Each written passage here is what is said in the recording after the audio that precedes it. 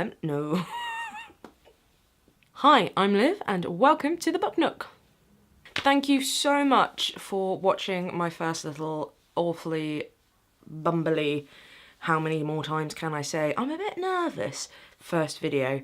It's really, really great to have such a warm welcome already, so thank you very much. So today I'm going to do the Booktube Newbie Tag. Now I know nobody has tagged me in it. My whole life I've been inviting myself to parties, so I'm going to do the same here on Booktube. So the Booktube Newbie Tag is 7 questions.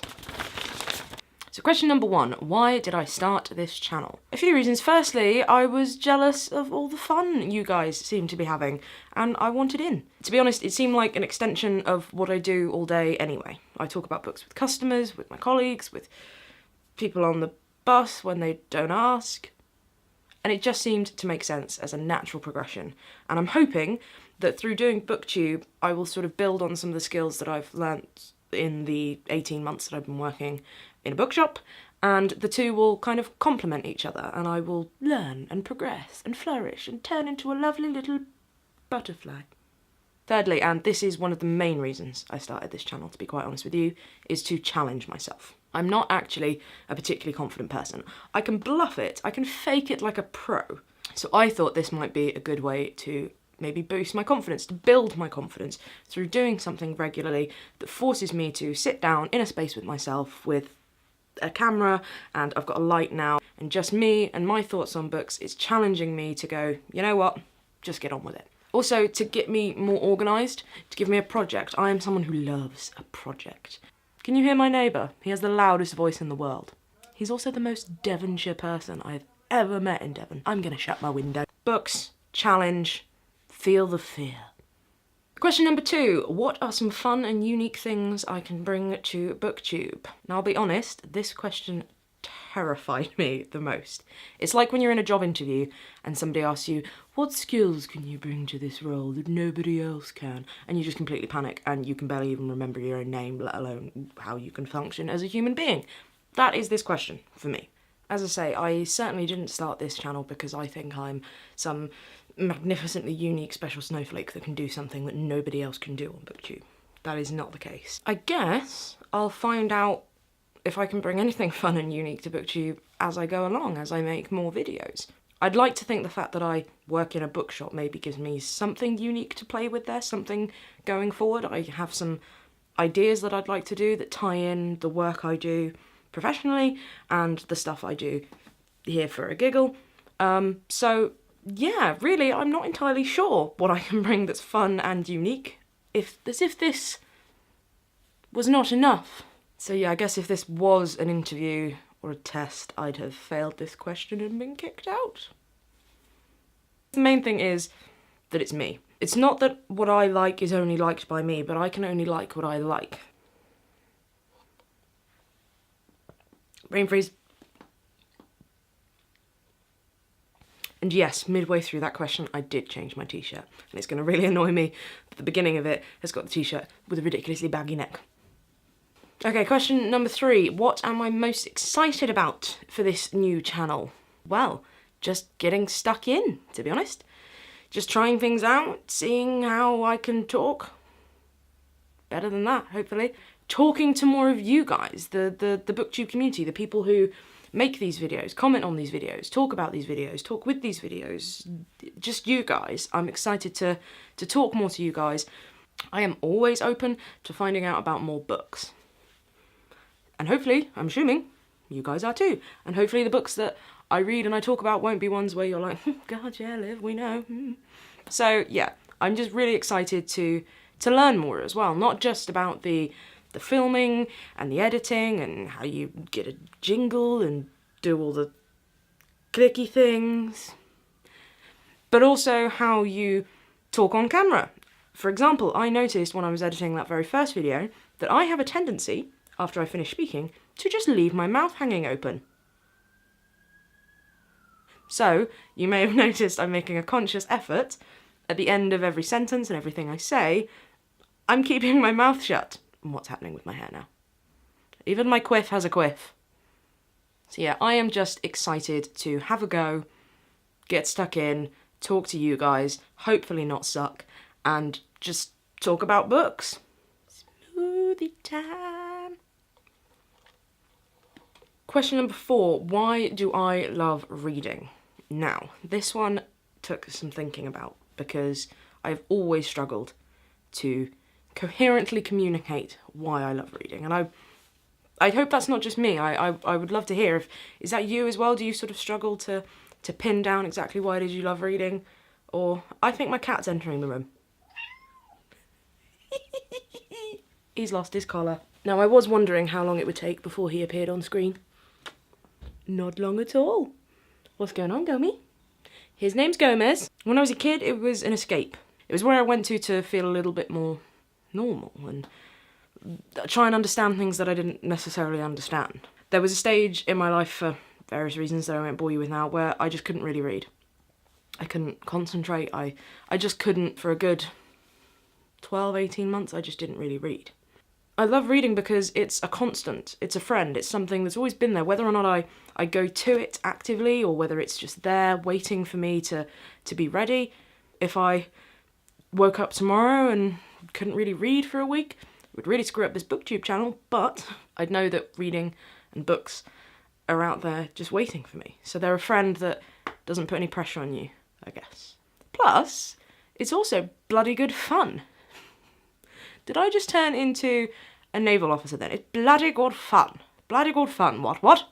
As well as being a tool for all sorts of important things. I've read books that have made me howl with laughter. I've read books that have left me sobbing, a gibbering wreck on the floor, and I get a perverse kind of pleasure from that because it's solicited an emotional reaction from me, and that is the powerful thing.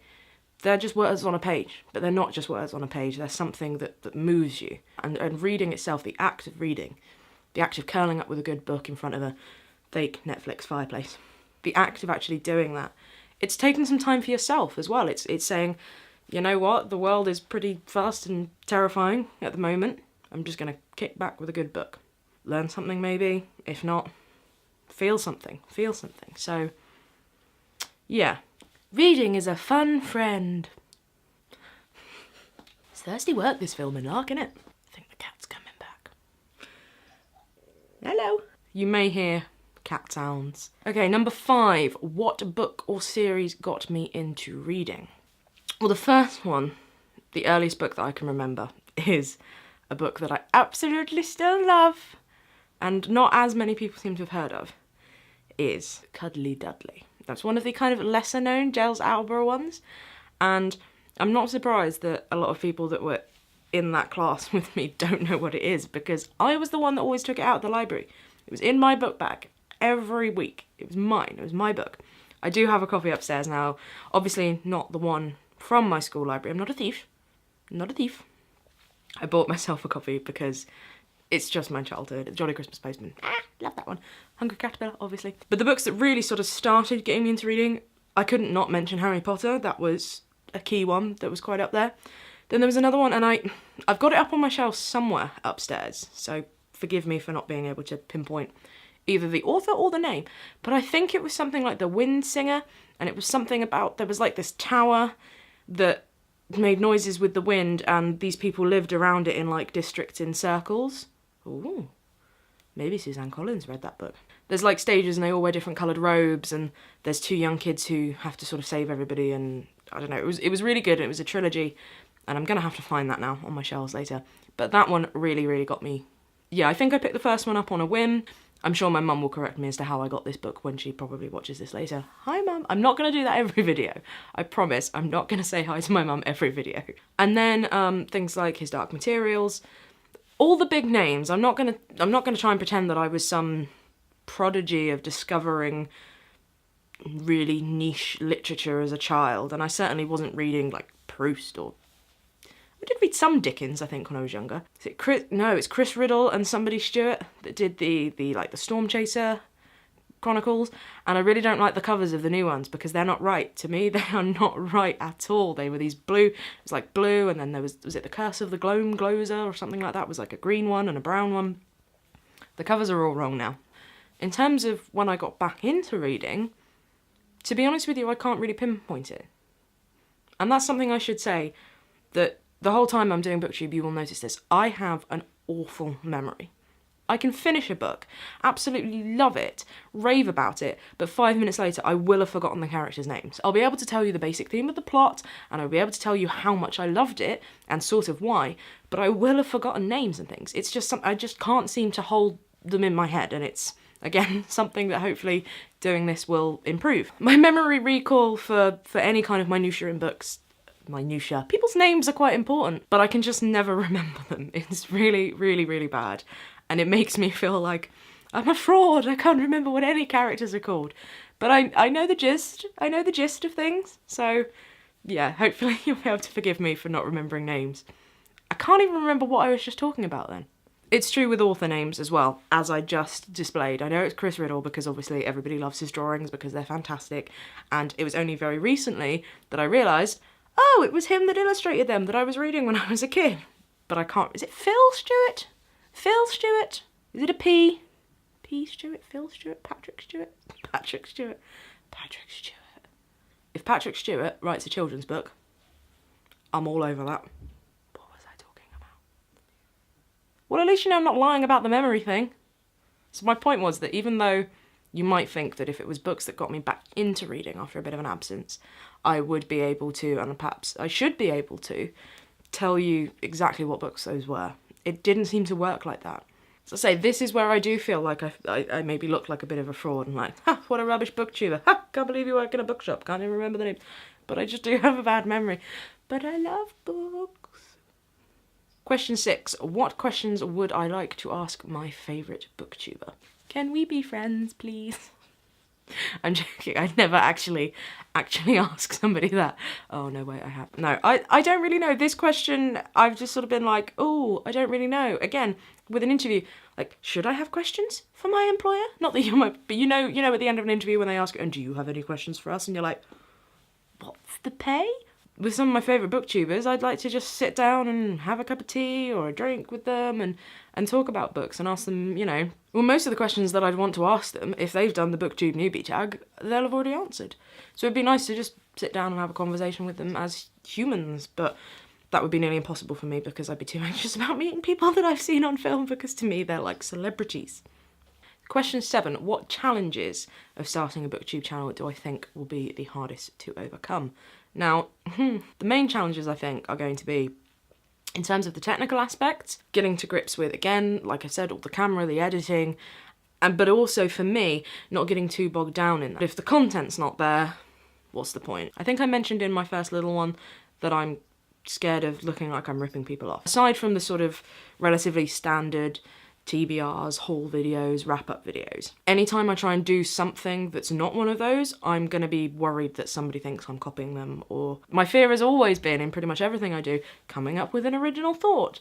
Like, I'm capable of it, I can do it, but if my original thought looks the same as somebody else's original thought, I'm just going to assume you all think that I'm a copycat. That's going to be a challenge for me to get over myself.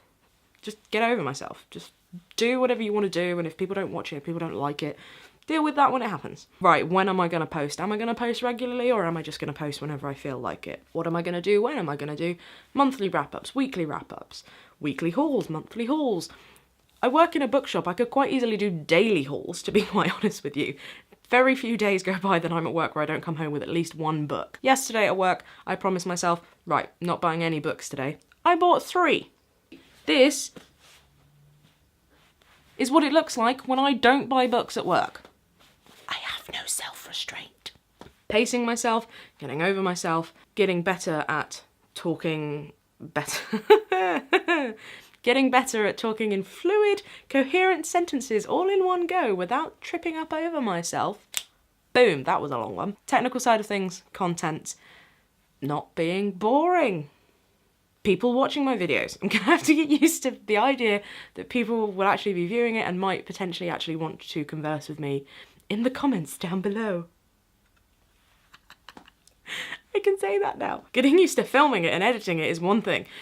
Putting it out there and getting used to the fact that other people might watch it, that's gonna be fun as well. Really hoping my stomach rumbling isn't audible there.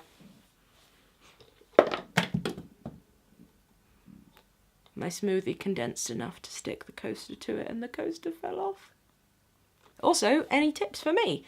the things that I said in this video that I'm a bit worried about. How did you guys get over them when you started? How did you work around them? How did you adapt when you were first starting to film? I'd love to hear that, because I need all the help I can get. Help! I'm gonna go and edit this one and hopefully upload this today, which is, oh, happy Easter, by the way. Yeah, I'm barely conscious of what day of the week it is most days, so happy Easter, I guess. Hope you enjoy your long weekend, people who don't work in retail. Anybody who's watched this and has sat through all of this, thanks! Go get yourself a cup of tea, you've earned it. I'm really excited to get stuck in and, you know, eventually show some books and talk about some books. That'd be fun, wouldn't it? As you saw at the beginning, I've obviously nailed the intro. I should also note I'm going with the Book Nook as a kind of title for channel name, I don't know. Because this is what I've always affectionately called where I sit and read in this room. It's the Book Nook, because I've got all my bookcases here. I've got one behind me here, and eventually when I do a bookshelf tour, you will see I've got some more on this side of me. It's one of the hardest things to say, I've discovered, when I was trying to do that intro. The Book Nook, the Book Nook, Book Nook. Really hard to say. This little bit of hair, lie down. So thanks for joining me in the Book Nook today, guys. Happy Easter. Hope you enjoy the rest of your long weekend if you've got one. And I will see you next time. Bye. I'm just gonna go with that for now. Sod it. We'll figure it out. Book Nook. The Book Nook. The Book Nook. The Book Nook.